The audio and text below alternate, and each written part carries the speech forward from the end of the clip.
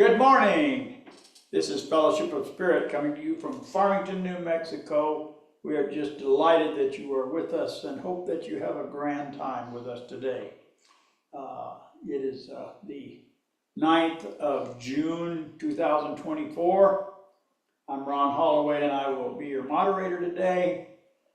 Travis from Southern California will give our main message. Susan Barnes from Belize will pray for us.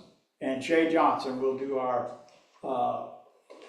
spiritual reading. Well, I don't know. Steve just showed up. Are you got the spiritual reading, Steve? Right here. Okay, great. We were misinformed. We're told that you probably not going to be here today. So. No, Kate was not feeling well, so I stayed around. Oh, okay. Comforted her.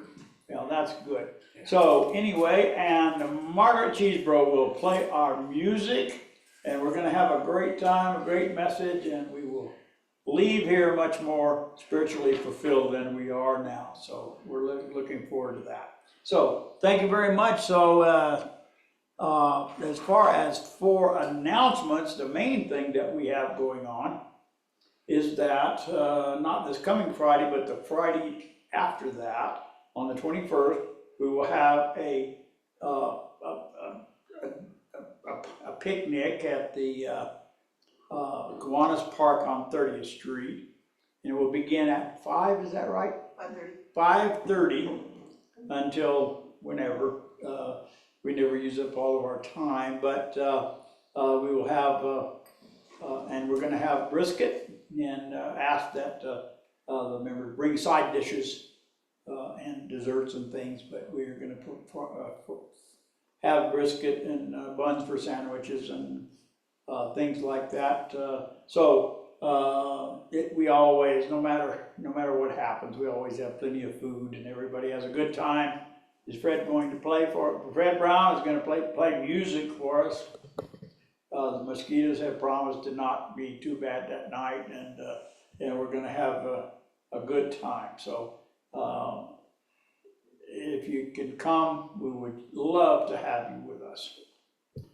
That'll be on the 21st, which is solstice, and that's our celebration of the solstice and the turning of the rotation of the earth. So the tilt goes back the other way. So anyway, without further ado, we'll now have our prelude, and it is Margaret Cheesebro is going to play Surely the Presence.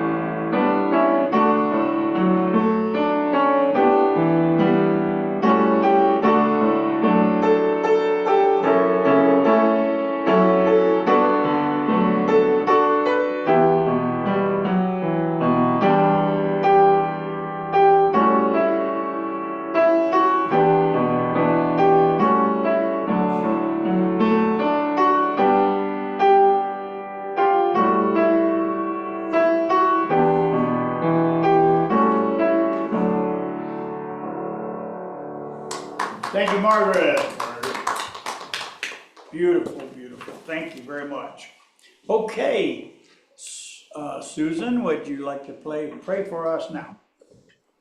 Good morning, everyone. I hope it's as beautiful out there as it is here. We have finally, after a year, had rain. So it was wonderful. So if you would close your eyes,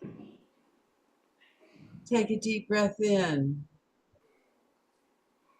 and feel the loving presence of our Creator within you. Mother, Father, God, we give thanks for all the blessings that you have poured down upon us, for our good health, for our abundance, for the fellowship that we have and that we share with one another. We give thanks for all the opportunities that you have presented to us so that we may grow more spiritually and in line with your will that brings to us only joy and happiness. And when we can feel that peace within us, we give thanks that we know that we are walking with you, that you truly are the light with which we see and the mind with which we think, that you are the love that we forgive, and that you are the strength in which we trust. With this, we know always that you walk with us and are guiding us in everything that we do, that we say, that we think. Not only are you here with us, but you are here with all of our loved ones, for all of those who are crying for help in some way, for better health, for a clearer way to find the happiness and joy that's truly that you have given to each one of us. For all of these acts of kindness, of love, of mercy that you have shown unto us, we truly give thanks. Namaste. All right, thank you, Susan. Okay, so now we have another song, Miracles Are Happening.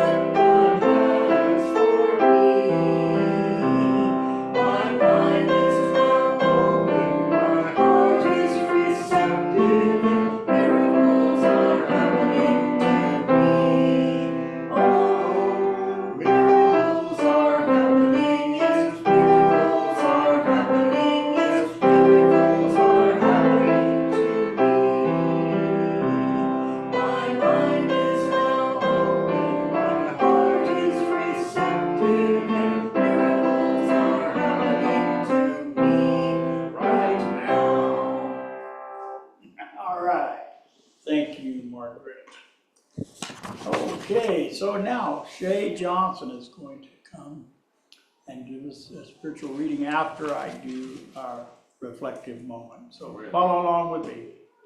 Love produces a flow of energy that I now feel. I love others more than ever, and I feel privileged to be here. Love flows from one person to another as we create an atmosphere of holiness, and so it is. Okay, Shay, Steve Parker, came, so he's got our spiritual reading. Yeah.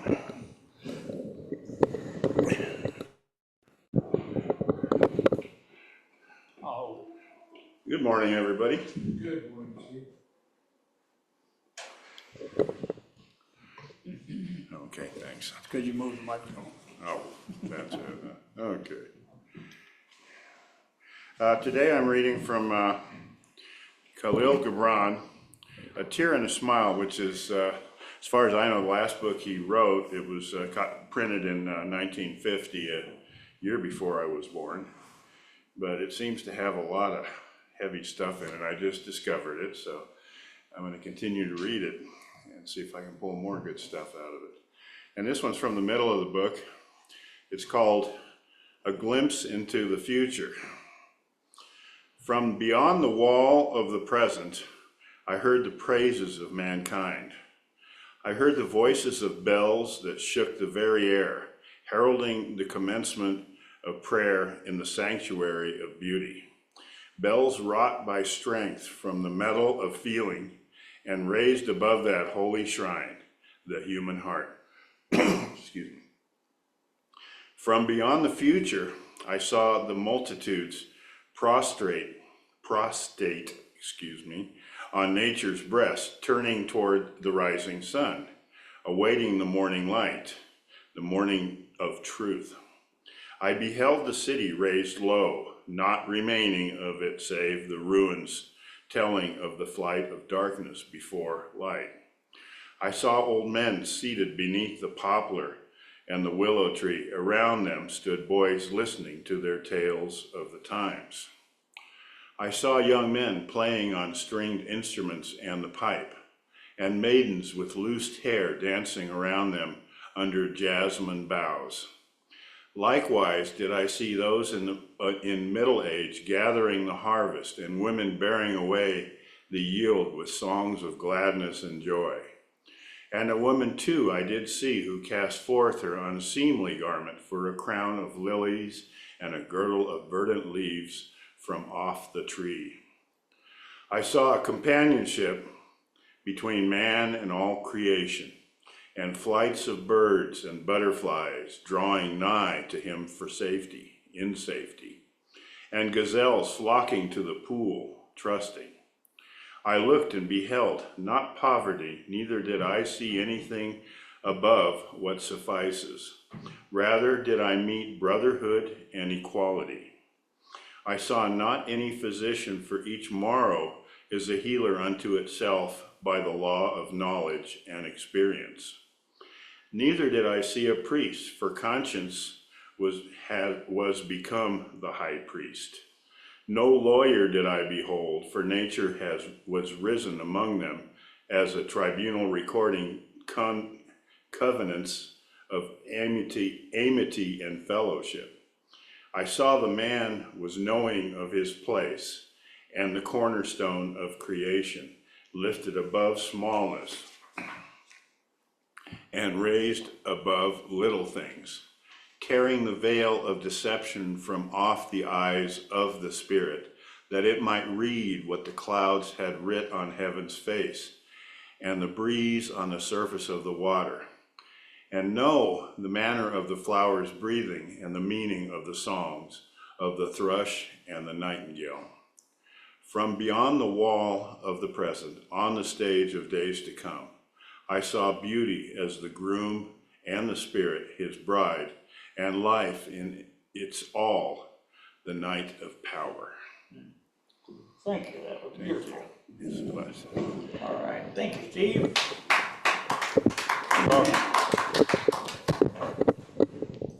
All right. So now, we have another song. Everything will be all right. Yes, it will. We're just gonna declare victory and move on.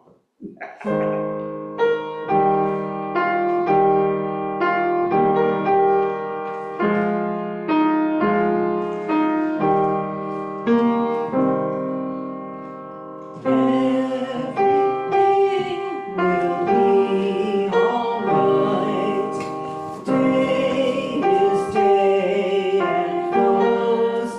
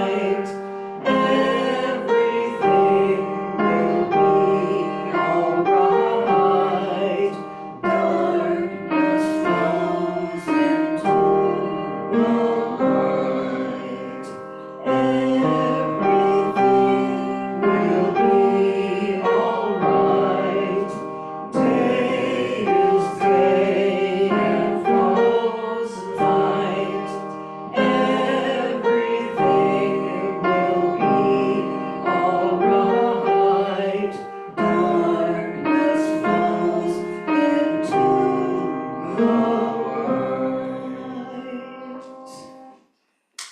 right, thank you. Thank you. There's our Travis has got his shining face ready to talk to us from Southern California. So, Travis, welcome, brother. How are you? I proclaim myself to be Weller and Weller. Weller and Weller? Yeah. I thought that was a law firm, but I guess not. Oh, it's not? Oh, so are you ready for me? You're ready. You're already on. You got the whole attention of the whole world on you. Oh, really? It's like center ring or something like that? No Okay. Yeah. So I knew what I was going to share with you for quite a long time. I just didn't have a title until it was time to give it to Jerry. And I thought about it and thought about it. And I came up with the idea of Love Revisited. And then I thought, I have an album called Love Revisited. And it's the group Love. My Little Red Book, 7 and 7 is, if you might remember those songs. And so a handy photo to go along with the newsletter. And the reason I decided to call it Love Revisited is because I really think to a great degree it's a lot of material that was way back at my, not in the beginning, because that was 20 years ago, but when I started doing these Zoom messages with you. I had a similar message, but it is so primary that I thought it was time to revisit it. And and as I thought about this album, it has a song, didn't get much airplay nationwide, but here in California, Alone Again Or was played. And some of the lyrics go, yeah, I heard a funny thing. Someone said to me, you know, I think I could be in love with almost everyone. I think that people are the greatest fun. So, am I fun? Are you fun? People are the greatest fun. And oh man, I'm sure that it's easy for anybody to come up with an exception. But yeah, I remember when oh God, I remember when life, it just, I played a lot. I always have, but if I wasn't playing, life wasn't fun. I was so alone. I moved to California in 1973 because I got hired on the Long Beach Fire Department. That was a time when I was so disconnected with people that if I, for instance, and this is what I told I don't know if it was a psychoanalyst or psychologist. I decided to go see a psychologist because I was miserably lonely. And I shared with her that if I see an attractive woman coming down the street toward me, I could not even look her in the eyes. I was intimidated by that. And I later learned this idea that the eyes are the window to the soul. And I thought, what was I afraid of revealing? Is that I'm so uncertain about who I am. And in all her wisdom, we had group therapy, and she had me sit on the floor with the really an amazing, attractive woman, and sit there cross-legged on the floor and hold her hands and look in her eyes, and said, "Don't look away." And so that was a start. And it was only a year after that that I moved to Durango, Colorado, and then I got an A in personality theory, and I had a really good idea. I became very acquainted with all those ideas that explained why I was so screwed up. But none of those theories told me what to do about it. And then I enrolled in this Science of Mind 1 class, and I found out what to do about it. And by and by, and I'm getting to a story now that I don't know if you'll remember it, but even the great Dr. Daniel Morgan here that was here in Los Angeles, he was notably one of the key teachers when Reverend Michael Beckwith went through his classes at that same church. I've heard him tell the same story again because it's worth telling. And this story happens to be that, it's war torn now, but I was in Donetsk, Ukraine, and my wife and I took a trip down to see some friends of hers for the weekend in the Black Sea community of Berdansk. And somebody told her, you know, Neela, we're picking up that Travis doesn't really love you. Travis does not love you. And so they did me the greatest favor. They spoiled my weekend, but such good came out of it. Because what happened is she repeated that to me, and she found her friends to be very credible. And so she was very troubled. And this was very, so that night, I had learned this meditation from, is it LaShawn, Lawrence LaShawn? It was a signed reading in Science of Mind 1 called How to Meditate. And he had what he called an unstructured meditation, which I never understood because it seems very structured because what you do is, and this is one of the handiest tools I've ever learned from reading books in New Thought. He said, if you have a burning question, if you have something you absolutely need to know, that the universe does not hold any secrets, you can know it. You can't know everything, but you can know what you need to know. And so I asked over again in meditation, and as per his instructions, for 10 to 15 minutes. Ask the question, then a breath or two of silence, and ask it again. And I said, what is love really? And it was only like the second night while we were still in Berdansk, I think it was. Could have been the third or fourth night, but anyway, all of a sudden a word popped up, and the word was recognition. So I was not real enthused about that answer because I wanted to know, why is that the answer? So now I started asking, so what's recognition got to do with love?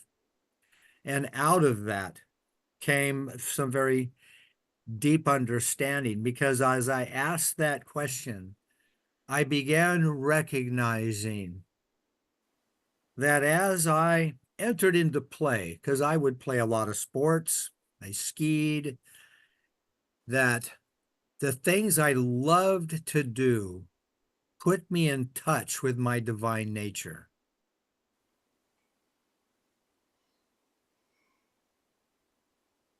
And how relevant that is to what I read many years later in A New Earth by Eckhart Tolle, who said that my relationship, yours too, by the way, with life is my relationship with this moment.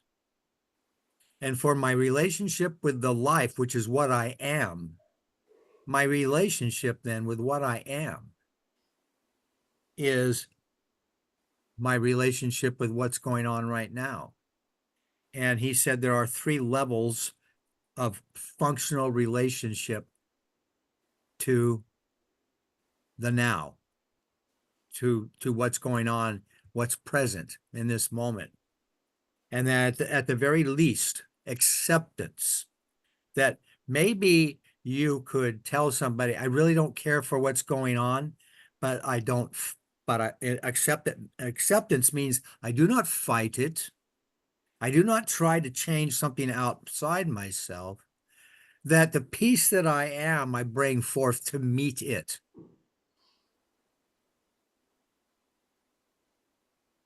The next is, I think he used the word, it may have been joy.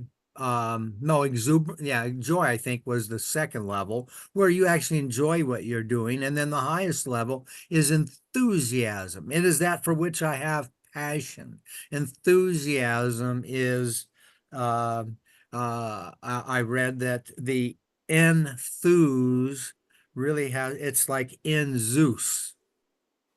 It's kind of like connected to the divine. Enthusiasm means that your whole being is invested in what you're doing because because it's a key way in which you express yourself. And so it came to pass that I better understood love. And in fact, I did workshops where I asked people how they experienced love.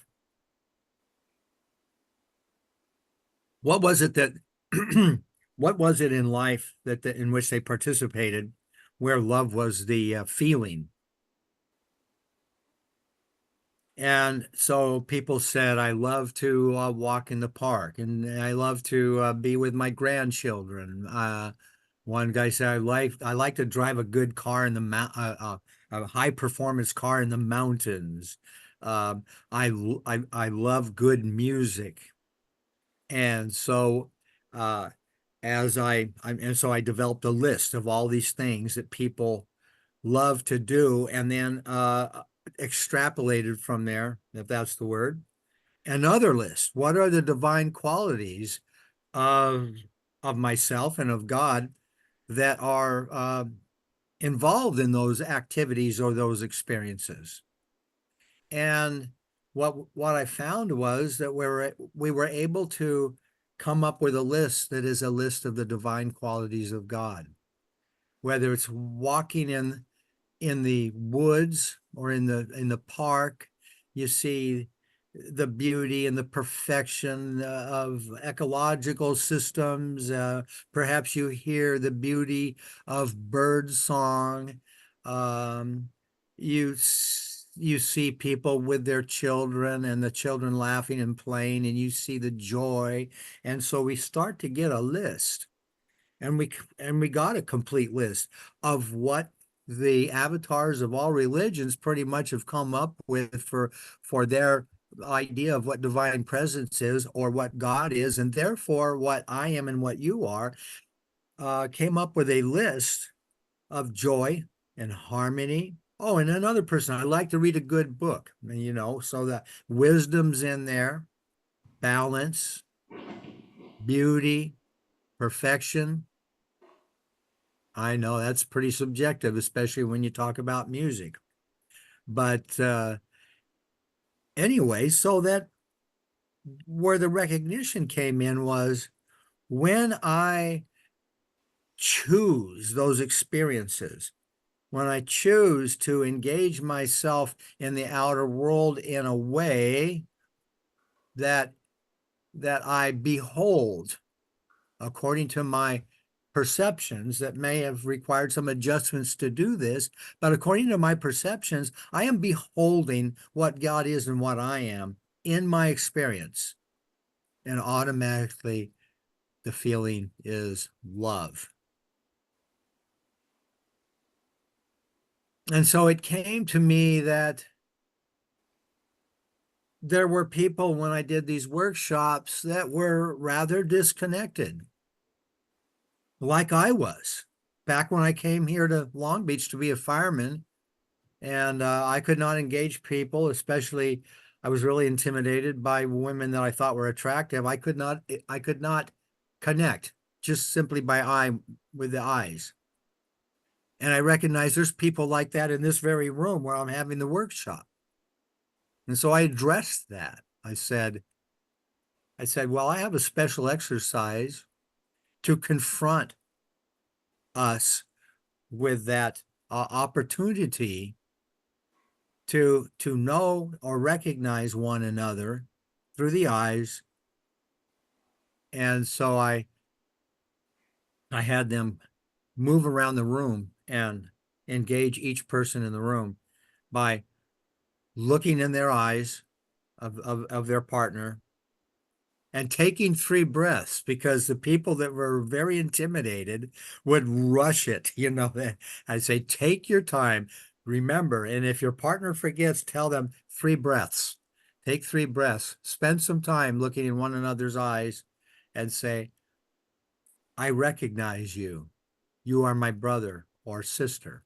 I love you, and move on. And afterwards, we talked about that experience.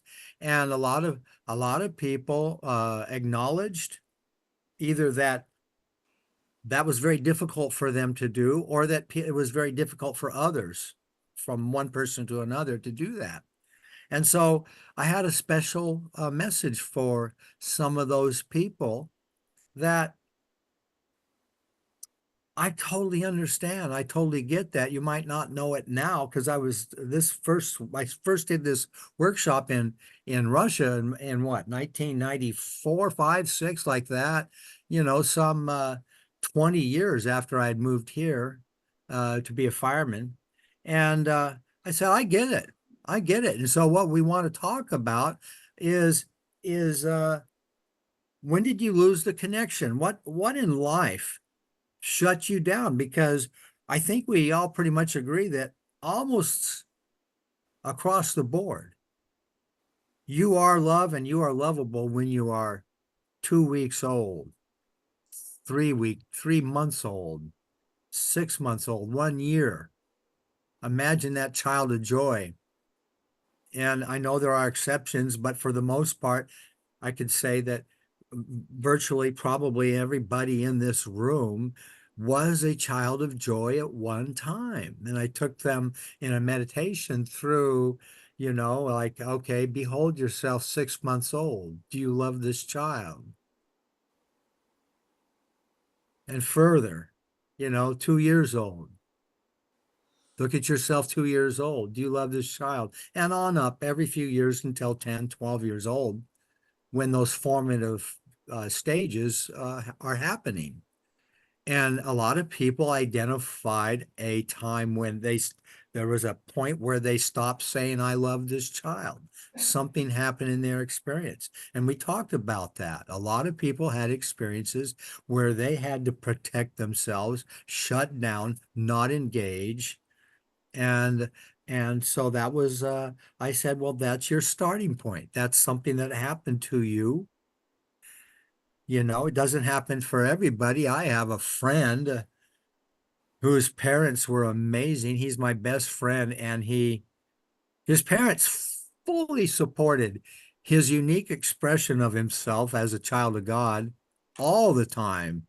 And he had no misgivings about being himself, and he's always been a delight to be.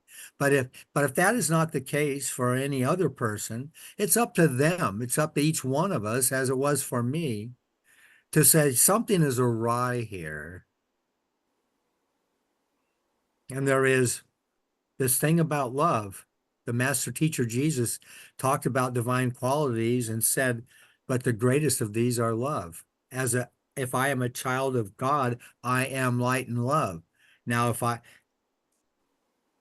I can't know that by my own daily expression, then there's something awry, and I can get myself into I can ally with that alliance. And that's not the word I want, but bring myself into alignment with that.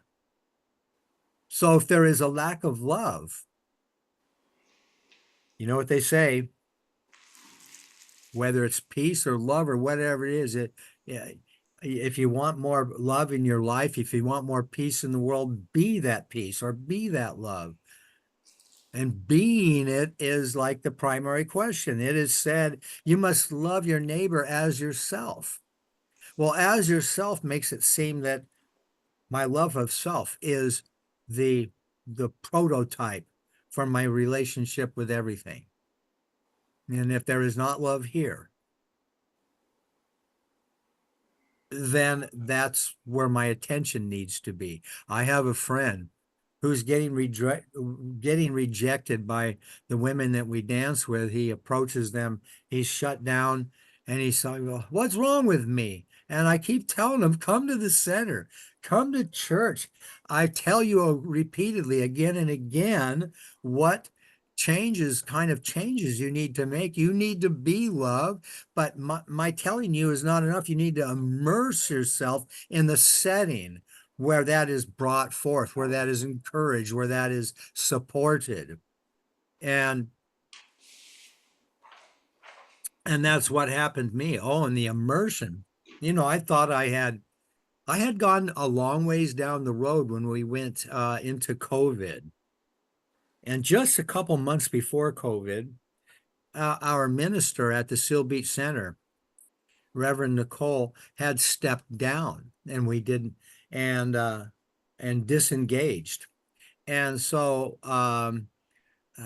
she asked me if I would continue the Living the Science of Mind book club discussions that were weekly, and also help teach the foundational class.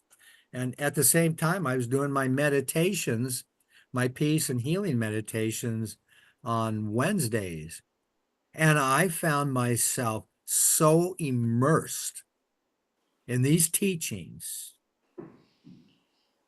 that I was, well, had I been a sponge, I would have absorbed all that was possible. That's what happened. Immersion in these teachings. And I know that there's a lot of people in this congregation that are well down the road. But you may have friends, relatives that are lagging behind. And I just want to say, all we can do is, one, be the love, and then project that if somebody in our life doesn't act like they are loved, that we are not fooled by appearances, that we accept that just as I know I am loved, I'm not fooled by how another person in my life is behaving. I know the truth about them. They are either my brother or my sister, and I love them, and be a loving, nurturing presence for them. And so it's comes to pass that being the love, being the reflection of what you see, there is a reflection. Everything that I do that I love to do, whether it's body surfing or listening to Beethoven's Ninth Symphony or out dancing, it's to the degree that I am beholding my own divine nature being expressed in those activities, then those things are a reflection of who and what I am. And so I can be fun. I'll tell you, who has the most fun? We all say it to children. I ride my unicycle. I try to do it, well, at least twice. I try to do it 3 times a week to work out. It's a fabulous exercise for muscle tone, and it's done wonders for my legs. But I ride along the bluffs here in Long Beach that are up above. The bluffs are 30, 40 feet above the beach, and they have a really smooth concrete path because I can't really use any bumps or any surprises, and it's a great place to ride. And people get the greatest kick out of seeing me ride the unicycle. It's like they become children, that level of joy. I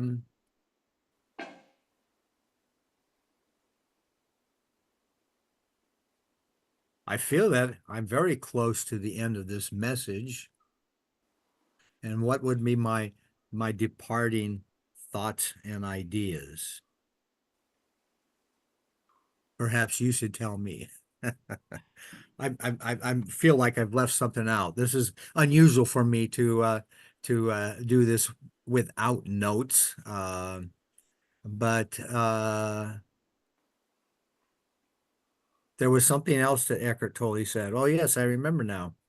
I wanted to point this out. This was really interesting that I thought I really had happened upon something defining love. I mean, a lot of people say you can't define it. And I thought I went way down the road toward doing that and calling it recognition, or recognizing the role of recognizing the divine in my life, in my experience. And uh, and then I was reading, I think, in The Power of Now, that Eckhart Tolle said, love is recognition. I went, wow, confirmation. But what about the ultimate?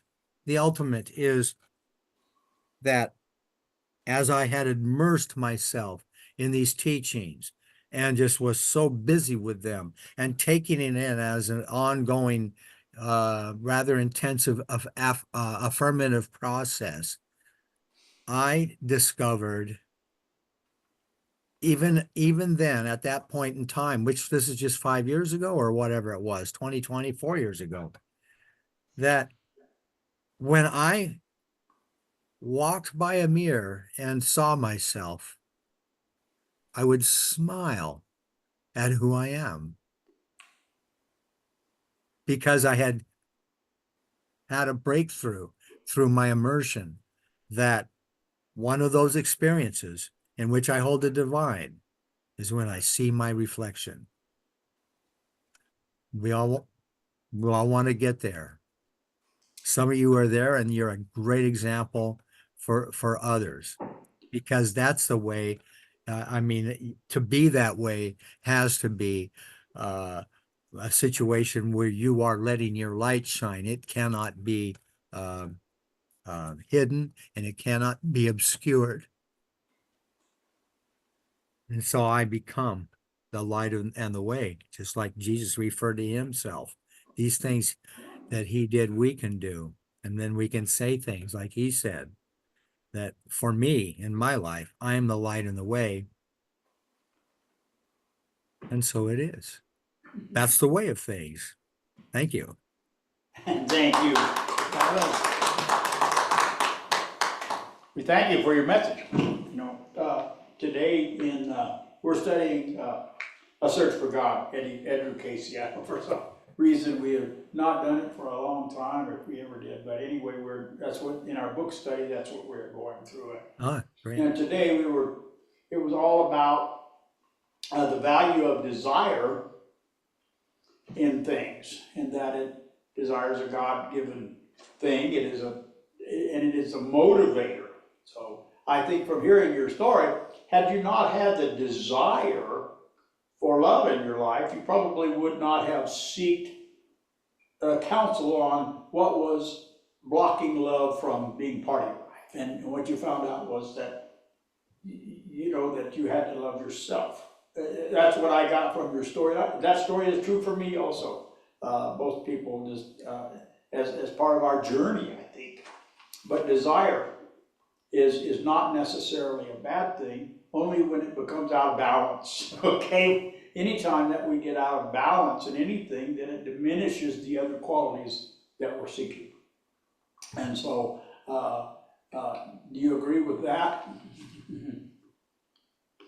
Well, actually, it's hard for me to imagine that somebody would not have that desire, because there is that. I mean, isn't that the initial ultimate calling?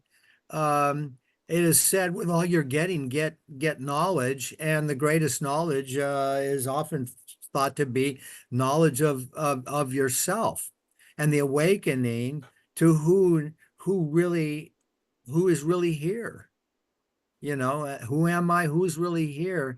And so, I guess the desire can be submerged, buried, but I think it's got to be there for everybody. And that's what I think holds hope for any person, is that no matter how reluctant, how obstinate a person may be, they're going to every person I think is just going to like run out of energy and finally take the opportunity to investigate the light within. Mhm. It may not be before going to the grave in this experience, but eventually. And as we pray for other people, I think of that. It's like I don't know when they're going to turn to the light, and that's not my business. But I am acknowledging that is something compelling to which and I see them as uh turning to that. That's good, that's good. Does anyone have anything else that they would like to share with Travis? Yeah, Steve, come forward. Yeah, good morning, Travis. Yeah, this is very, very inspirational there because you give me another tool, and that's recognition. I like that word because I'm a natural introvert, and I've always been self-conscious, and whenever I'm imbued in self-consciousness, I can only see me, and the only thing I can think of is what I'm going to say next and things like that. But when I truly take the time to look at another person and try to recognize them, and I see that light in them, and I can relate to that light, and I can see that they're a true friend, or they love, or these other things, and I'm not focused on me, then I'm attracted. If I fall on my own means, I keep thinking of the things that I need, and that's a self-judgmental thing for me. Instead, I should go for the things that I want. And I don't have to judge the things that I want. And so recognition is a really good thing for me to use, to continue to use, because I found all of my best friends by recognizing myself in them even. So I thank you for that. And yeah, what I like about that is that recognition is something that anybody can make that choice to to consciously behold the divine and know it's a reflection of themselves. Um, and it's a pathway. It's a pathway to a way of being here. And so I'm curious, you did leave something out, like what happened after your wife disclosed to you that her friends didn't think that you truly loved her or something. She could love you. What was the story on that? Well, pretty much ruined the weekend. However, with the passage of days, she got over it, and had to uh, deal with the fact that the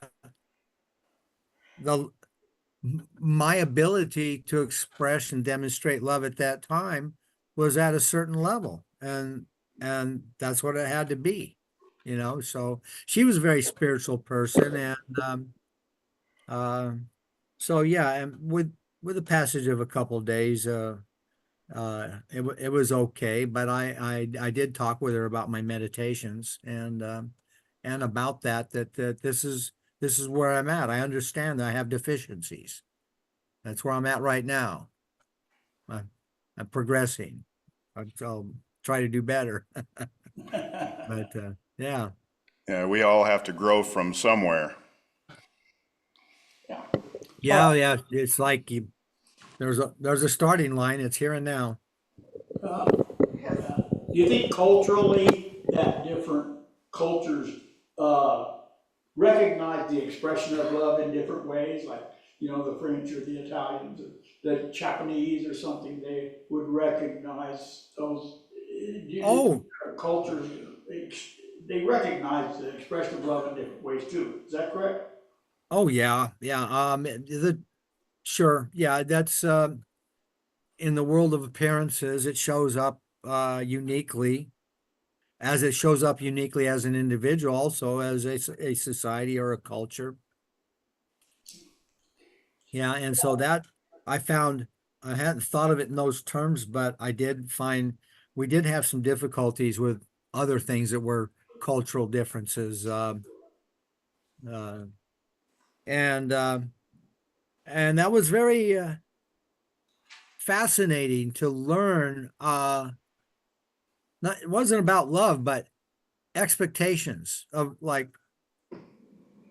how people reciprocate to various forms of communication, what they do, how they are with one another, can vary. Those things can, they vary a lot. I mean, I could talk about that, but What they I mean, value as a people, you know, their values is one of the things that determines from our cultures, I think. well, my wife would get angry uh, if I asked her if she wanted some rice, if whatever I was eating, do you want some? She would get angry. They would ask her if she wanted some. And it's like, took me a while to get that. It's like in that society, what people wanted was like very much suppressed. You know, realistic opportunity to actually have what you wanted was so denigrated that what she wanted me to do was uh say, will you have some? Not do you want. The word want was a very objectionable to her. I had to learn to Yeah. say, will you have some? I mean, just little things like that that are Sure. cultural and want, I mean, I'll finish by saying one of the major cultural indicators of a really different way of being in the world is that the Russians having issues with simply being and having meaning in their lives since the state, since the government was the protector and the provider, especially for men. Like who am I really? That they don't use the verb to be in the first person. It's just not used. They don't, to say I am, they have to adjust it. The spiritual people will say, ja ist, but ist is an infinitive. They don't have a conjugation in the present tense for to be or for to have. So that's a very interesting thing with the way things are, deprivation and having are such issues, and they don't have those verbs of being or having in the present tense. Yeah. You know, years ago, before this church even happened, Susan and Randy were moving down here from Colorado, and we worked together pretty a lot. And one of the things that happened, they were real busy on one weekend, and this healer from Russia was coming here at Randy and Susan's invitation. And they didn't have time to escort us. They got here early or something. But anyway, they asked me to take this person around, and her entourage. She couldn't speak a word of English, but she had an interpreter. And Was so that Evelina? I was trying to remember her name, and I think so. Okay. She was from Moscow, I think, and Yeah, dear she's friend of mine. a nationally renowned healer. Yeah. And but anyway, through her, she told me that, you know, because this, and they came just as the Soviet Union was falling apart. Their trip was, they were leaving the airport just when that was all going down. As a matter of fact, they would not let them take Russian money out of the country, and so they arrived here penniless. But what she told me was that one of the things that happened, the Soviet Union, you know, when the communists came into power, and they outlawed religion of any kind. They didn't want anyone to have any religion. They wanted the state to be the religion. And as a result of that, over the years, was that the people became more spiritual. They all, Yes. you know, that was the result of that.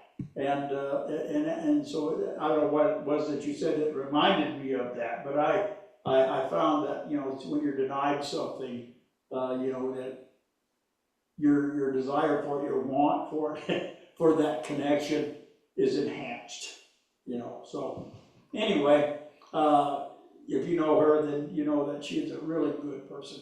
Anyway, Oh, yes. yes, yeah, Yeah. I don't know, is she still alive, do you think? No, I think I don't think she is. No, I doubt it.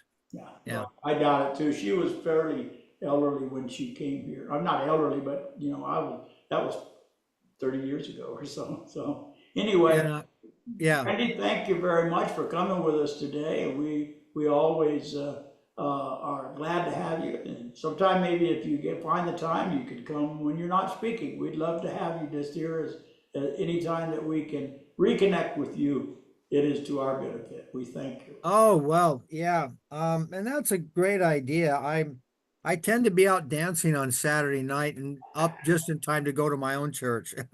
There you go. Well, enjoy life, and I agree with you that whatever it is, if we're not having fun doing it, we're not doing it right. So we need Oh, to- you know, and I thought religion and rock and roll were both illegal in the Soviet Union. They may have been. But then I met this guy in 1992 in Moscow, who's one of my dearest friends now. And we were sitting at a bus bench, and he started singing words from Jesus Christ Superstar. And I said, "When did you guys get Jesus Christ Superstar?" And he said, "When it came out," which would have been like 71. I went, "What? How's that possible? Rock and roll and religion are illegal, and you've got Jesus Christ Superstar."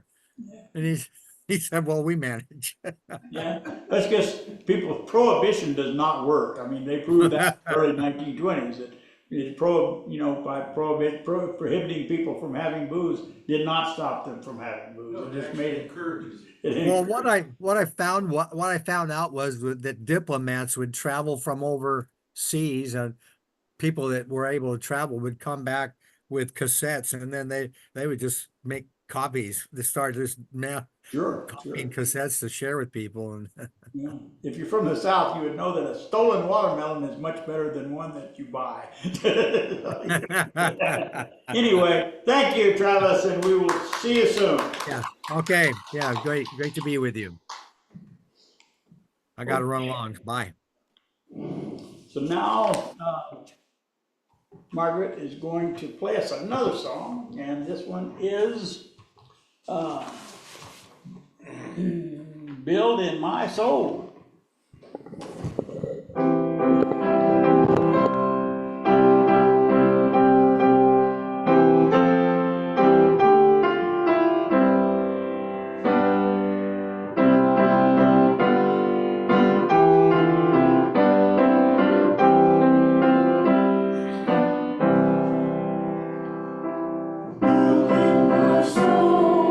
Spirit of beauty, the kingdom of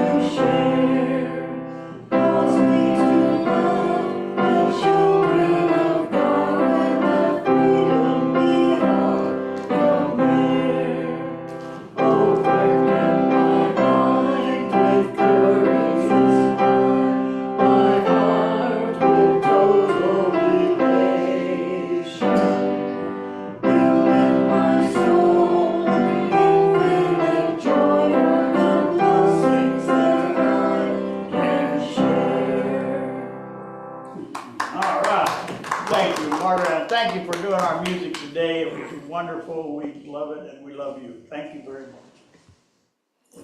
All right. So let us do our celebration of abundance. Right there, Steve. All right, thank you. Okay, so put over your heart that which you intend to contribute and repeat after me. Divine love flowing through me blesses and multiplies all that I have, all that I give, and all that I receive through infinity. I am prosperous.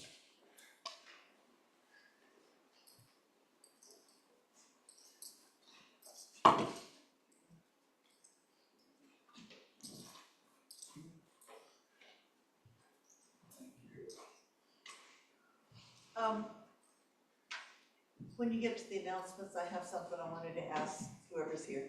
Sure, I think we'll do the announcements after the children. And the kid, no, they left. Oh, they're gone. Okay, so. Yeah, Rhonda didn't feel good, and the rest of the girls all canceled on them, and Brianna and her boys couldn't come, so they went home. Yeah, I noticed there were only a couple of kids that went in there and went, well, I'm sorry that she's not feeling well. I hope she She's gets got better. that cough, you know, that cough that goes on and on and on and on and on. Hmm. And she went to the hospital, it's not pneumonia, and it's not, It's not COVID? she just has to take over-the-counter stuff and rest and get over it. Oh, okay. Well, in that case, do you have an announcement? We'll do announcements now. Are you ready? Oh, yes, I'm sorry. We had considered the option of getting a booth at the fair, and I found out how much they were, and anything that we do to get our name out there is gonna cost us something. Sure. And by getting a booth at the fair, it's $250 for the week, and I had suggested that we don't need to be out there every day, all day long, all night, that somebody could be there like from 4:30, 5 o'clock till 7:30 or so, you know, during the maximum high volume time. And we've got plenty of pins, give out pins, we're gonna have rocks with little sayings on them. Christine is making us a half-page flyer that just kind of states simply what we're about, and just, you know, be there to talk to people.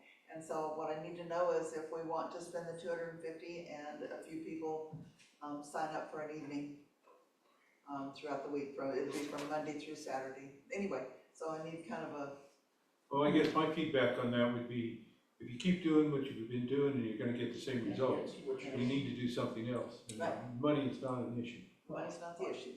We have the money. I would support And I'd the, be willing to sign up. I would be agree willing with to Bill. sign up. Yeah, I'll do it too.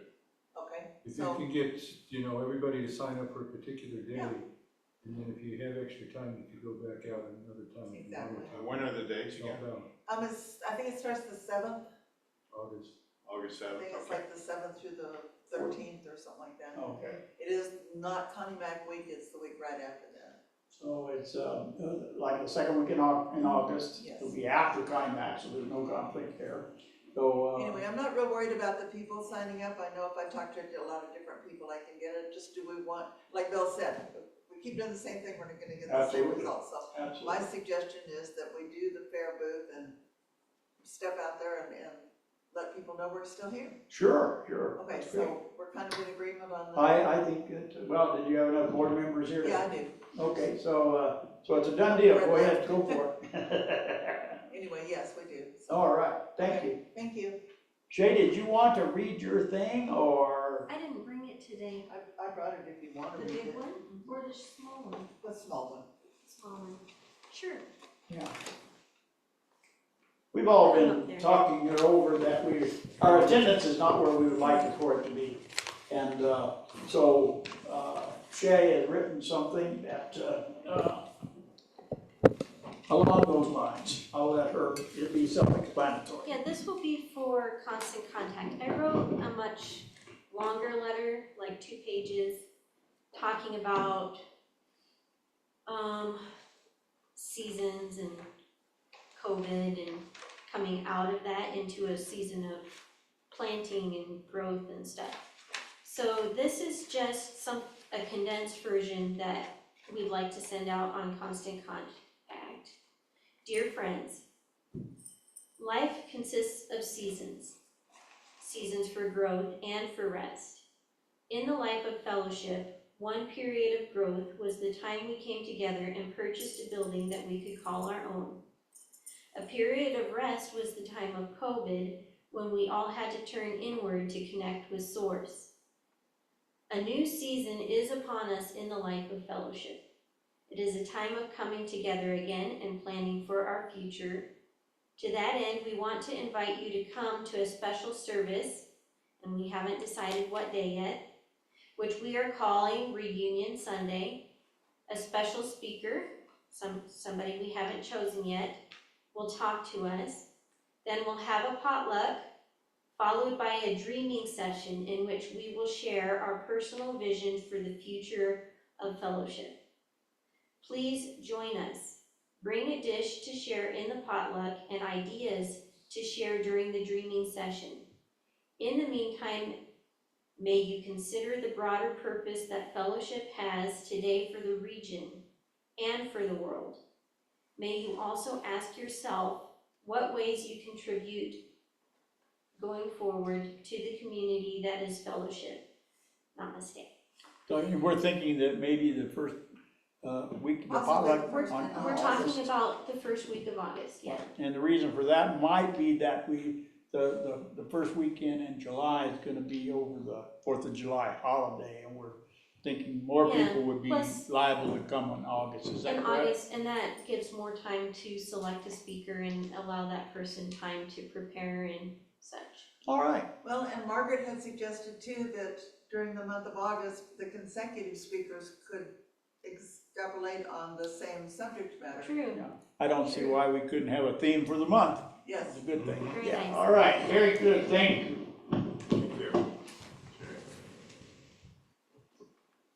All right. So, any other announcements? No. Okay. Bill is going to do our Closing reading. closing reading.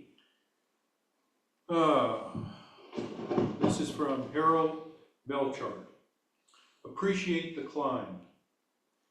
Live your life each day as you would climb a mountain. An occasional glance towards the summit keeps the goal in mind, but many beautiful scenes are observed from each new vantage point. Climb slowly, steadily, enjoying each passing moment, and the view from the summit will serve as a fitting climax for your journey. How sad it would be if we trekked up the mountain with a constant stream of complaints flowing from our mouths. By the time we got to the top, we would have worn ourselves out by grumbling and dampened our spirits of our companions. Our attitude during the journey sets a stage for our feelings during life's high points. I'm going to read that again. Our attitude during the journey sets a stage for our feelings during life's high points. The journey is so beautiful, we must be careful not to miss all that it has to offer. The walkaway is, I will traverse life's mountains with joy. When I succeed in reaching each summit, I will be even happier. God bless and have a great week. Thank you, Bill. Thank you, Bill.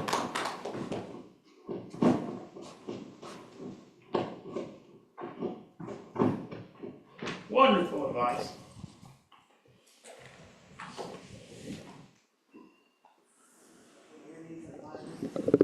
Okay, so now we're gonna circle up and sing our way out of here.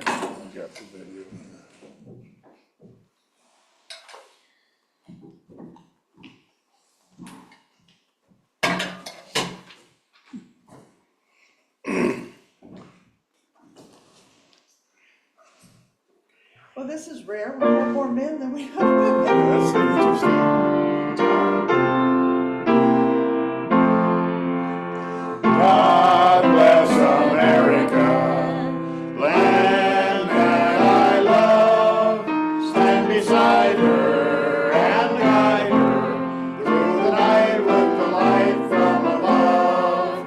From the mountains to the prairies, to the oceans white with foam. God bless America, my home, sweet home. God bless America.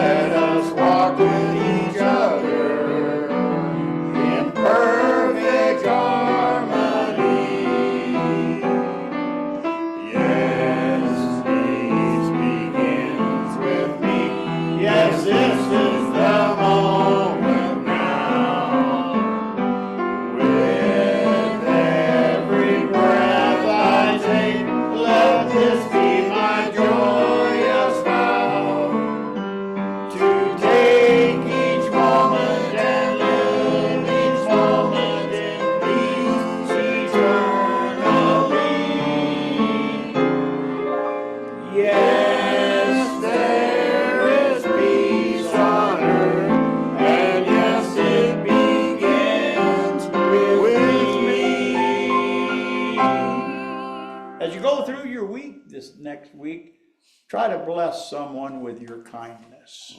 And may God bless you and keep you until we meet again. Amen. All right. Hang on.